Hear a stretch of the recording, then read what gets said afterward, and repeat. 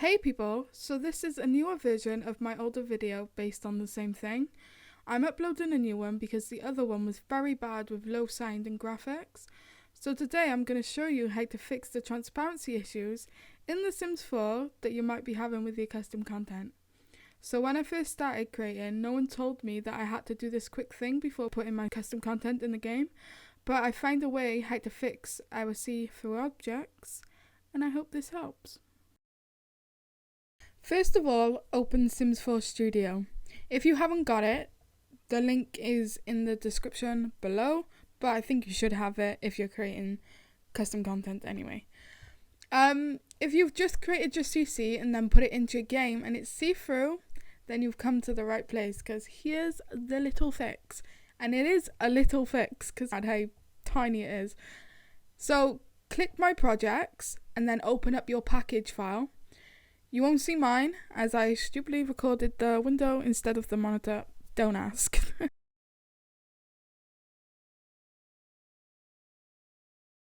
So you click that, and you bring it up in Sims 4 Studio. Then you export the LOD 0 mesh.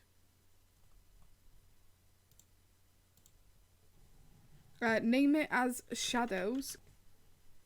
Then you want to go to wherever you exported the mesh and double click it to open it, and that will open Blender. So I'm just going to switch over to that. You go to cut on the side where it says 1 and then change it to 0 and press enter.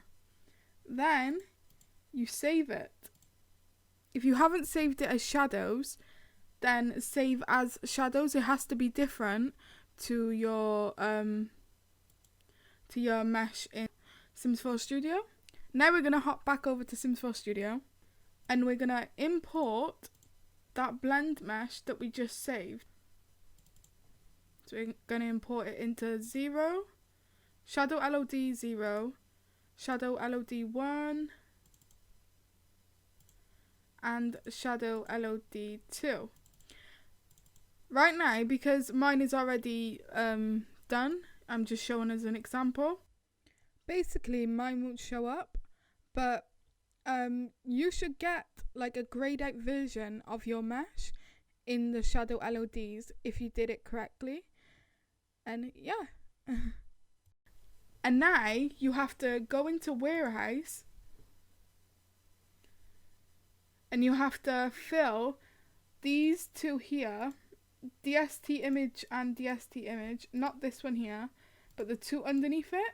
You got to fill them in with blank PNGs because there will be weird lines over your mesh otherwise when it's in game.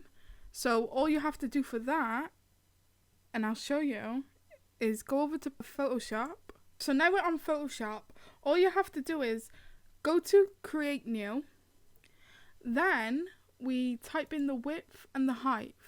So the width and the height have got to be the same size as your UVs that you created when you were creating the mesh in Blender.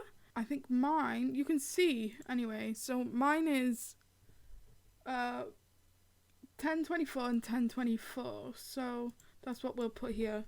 1024, 1024 and create.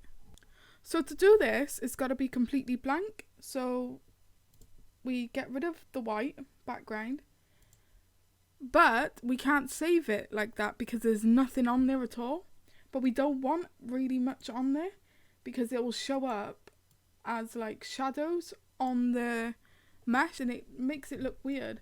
So I'm going to put the opacity down to like 2%. It can be the lowest. So, and then I'm going to put this down to the lowest, and I'm just gonna make a dot like that, literally a dot, just so it recognizes there's something on the, and then I'm gonna export it as a quick PNG, save it here. I've already saved it. Then we go back over to Sims 4 Studio, and these two here, we're gonna click them and import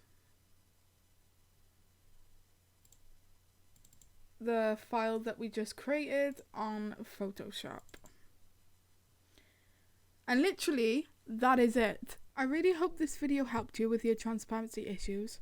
If it didn't, then don't worry, head over to the Sims 4 Studio website, as they have a lot of discussions and help on there, so you might find some help for your issue over on their website. But before you go, why not subscribe, leave a comment and a like, and I'll be posting a lot more videos soon. See you, bye.